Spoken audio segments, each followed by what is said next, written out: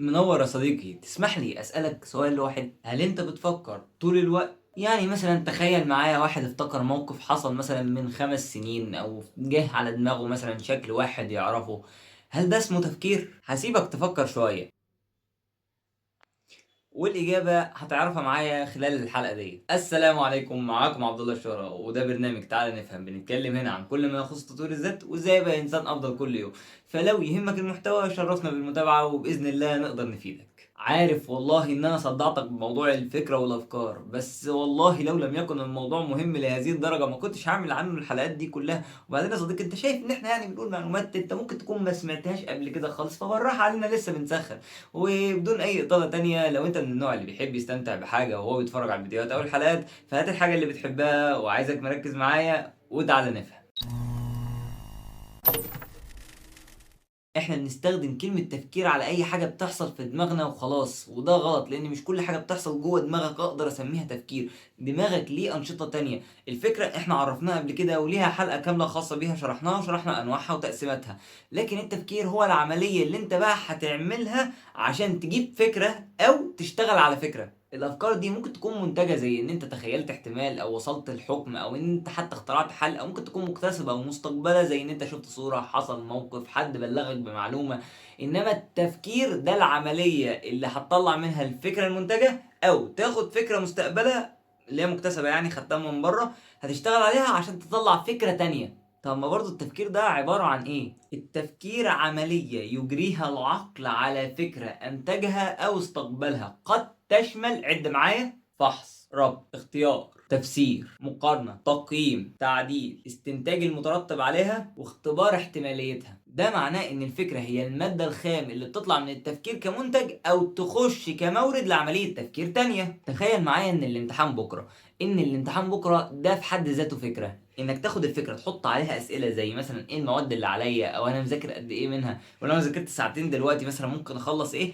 لما تجاوب على الاسئله دي هتلاقي نفسك طلعت بافكار جديده. الافكار ممكن تكون معلومات او ممكن حتى من لتصرفات معينه. يعني ان انت حطيت الاسئله على الفكره الاولانيه كده، انت بدات تفكر وتعصر مخك. دلوقتي هنجاوب على سؤال مثلا، طب انا هبدا بايه مثلا في المواد اللي عليا؟ ممكن ابدا بالتشريح، ما ابداش مثلا بالفيزياء لان التشريح اسهل بالنسبه لي. فانت دلوقتي عملت فكره معينه هتخليك تروح تتصرف تصرف معين. مش كل نشاط ذهني هيحصل جوه دماغك اقدر اسميه تفكير، لان انا لو عملت كده، انا بتكلم من منظورنا احنا كبشر، لو عملت كده هلغي وظائف كتيره للدماغ زي التذكر او التكرار او حتى التخيل. فالدماغ دلوقتي عندي شغال بحالتين: حاله اسمها سريع تلقائي، متحكم مثلا في اي رد فعل سريع كده بيطلع منك وانت ما انتش واخد بالك، وفي حاجه اسمها بطيء متعمد او متحكم فيه، وده بقى اللي احنا بنسميه التفكير، وهو انك تقعد تعصر دماغك. الادبيات الحديثه دلوقتي شغاله على انها تفرق ما بين العمليات السريعه والعمليات البطيئه. وتاني انا هعيدها لك ان ده مش مشكله ان في عقلين منفصلين، لا،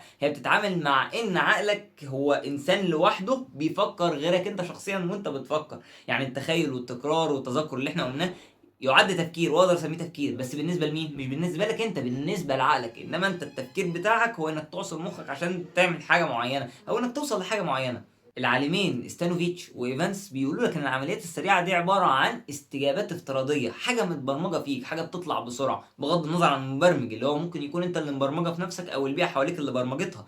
انما التفكير البطيء، العمليات البطيئه، التفكير المتعمد، هو انك مثلا تقعد تحاول تحل مشكله معينه، تحاول توصل لحاجه معينه. ده مرتبط بحاجة واحدة بس، هو انك تتعمد انك تعمل كده.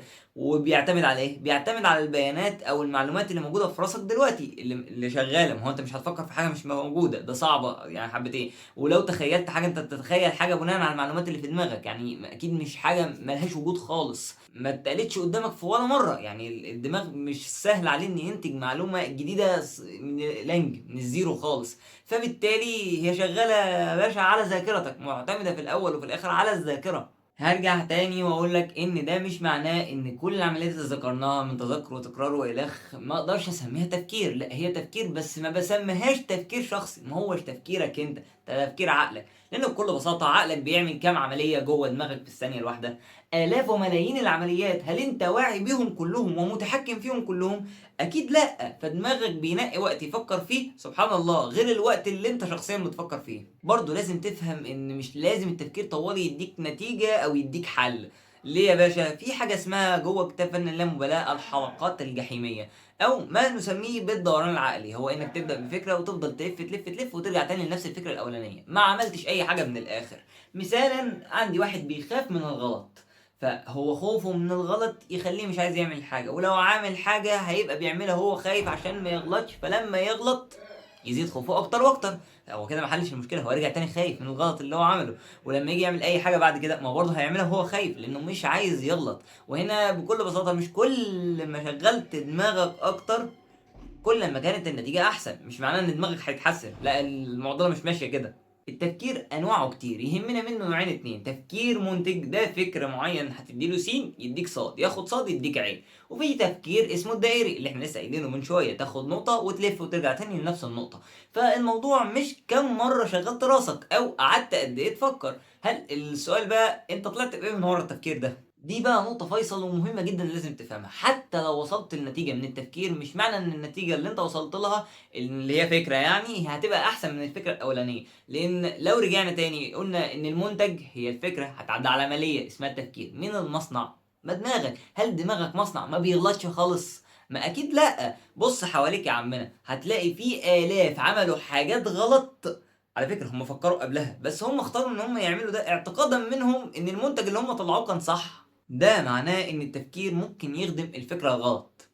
ازاي؟ في عالمة اسمها كوندا ناقشت في مراجعتها بالتجارب ان الدافع ممكن يأثر في كيفية وصولك لمعتقداتك ومبادئك، وازاي انت بنيتها اصلا، وازاي هتقيمها بعد كده. حتى لو جه معتقد او مبدأ جديد، ازاي هتقيمه هو كمان. يعني بكل بساطة الانسان ممكن يستخدم التفكير عشان يوصل للنتيجة اللي هو عايزها اصلا، بغض النظر عن اذا كانت صح او غلط، بشرط واحد: انه يكون قادر يديها مبرر عقلاني او منطقي من منظوره هو. مثال، تخيل عندي دلوقتي واحد شايف نفسه مظلوم ومقتنع فعلا ان هو مظلوم. دلوقتي اي موقف حصل ضده هيعتبره على طول دليل على ان العالم واقف ضده، واي حاجه هتيجي في صالحه هيقول لك ده العادي، لا انا استاهل اكتر المفروض اصلا. ولو شفت اي معلومه او حاله بتناقضه هيقول لك ان دي حاله استثناء وحالته هو لا ينطبق عليها نفس الشروط. هنا فعليا دماغه اشتغل، بس دماغه شغال بيخدم الفكره الغلط. فزي ما الدماغ قادر انه يفكر عشان يجيب الحقيقه ويدور عليها، زي ما هو قادر ان هو يخلق مبرر عشان يعمل الحاجه اللي هو عايزها او يوصل للحاجه اللي هو مقتنع بيها او بيدافع عنها. فاكر لما قلت لك انك مش معنى ان كل ما فكرت اكتر او شغلت دماغك اكتر ده معناه ان افكارك هتبقى احسن؟ هنا انا ما بقولكش الكلام ده من فراغ، لا، لان العقل مش شغال بنفس الطريقه سيمتريكال قوي يعني شبه العضله، اكيد لا. العضله مثلا انت زود بس الوزن عليها بمقدار مناسب لشخصك انت، مع انك بس بقى تظبط كام حاجه كده والدنيا هتبقى كويسه.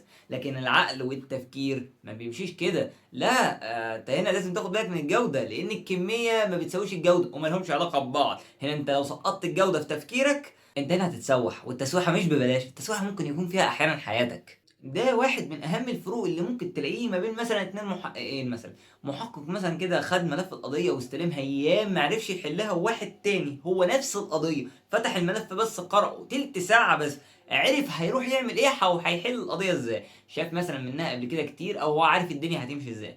فاحيانا مش كتر التفكير هيبقى في مصلحتك، احيانا انت بتصدع راسك وخلاص. هرجعك شويه لحلقه المشاعر اللي فاتت ديت، لما قلنا ان دلوقتي انت فكرت تفكير معين، فسرته تفسير معين، فانت هتحس باحساس معين وهتميل للتصرف بعدها. هنا احنا نقصنا حاجه بس كان لازم ان انا اقولها لك في الحلقه دي، ما ينفعش اقولها لك في الحلقه اللي فاتت. الاحساس ما بيخلقش ميل للتصرف بشكل مباشر، لا، بيرجع يأثر تاني على التفسير. فمثلا يعني انت لو حسيت احساس معين ولقيته بيفسر لك تفسير تاني، انت لسه ما عملتش حاجه، انت لسه كل ده انت لسه قاعد بتفكر، هيغير تفسيرك، بالتالي هيغير الاحساس تاني. طب انا كده هميل للتصرف امتى بقى؟ ما انا كده ماشي في حلقه مفرغه، يعني السهم بقى ده انا هروح اتعامل امتى؟ انت طبعا مش محبوس في حلقه، لا، انت هتفضل تلف في نفس الدوامه دي لحد ما توصل لمرحله ان الاحساس ما عادش بيأثر على التفسير او ما عادش بيغيره، فبالتالي هيفضل يدي نفس الاحساس طوالي، فتبدأ تتصرف بعدها، او خلينا نكون ادق، هتميل للتصرف الفلاني، ممكن تعمله او ما تعملوش، بس عشان فكرة ان انت تفهم ده شغال ازاي.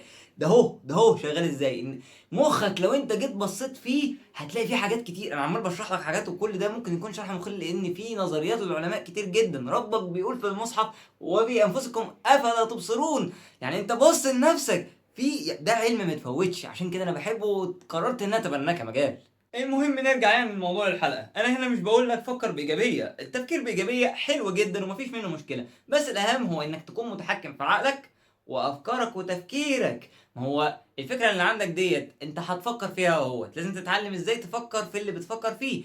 انت بتفكر صح، هنعتبر ان انت بتقول انا بفكر صح. ايه اللي يثبت لك ده؟ هل ده السبب الوحيد؟ طب هل في اي احتمالات تانية؟ ولو في احتمالات تانية ايه هي الاحتمالات ديت؟ ولا انت فعلا بتدور على الحقيقه، ولا بتحاول تبرر الحاجه اللي في دماغك او الحاجه اللي انت عايزها؟ هرجع تاني واسالك السؤالين اللي انا سالتهم لك في اول الحلقه. هل انت بتفكر طول الوقت؟ هل اي حاجه بتحصل جوه دماغك اقدر اسميها تفكير؟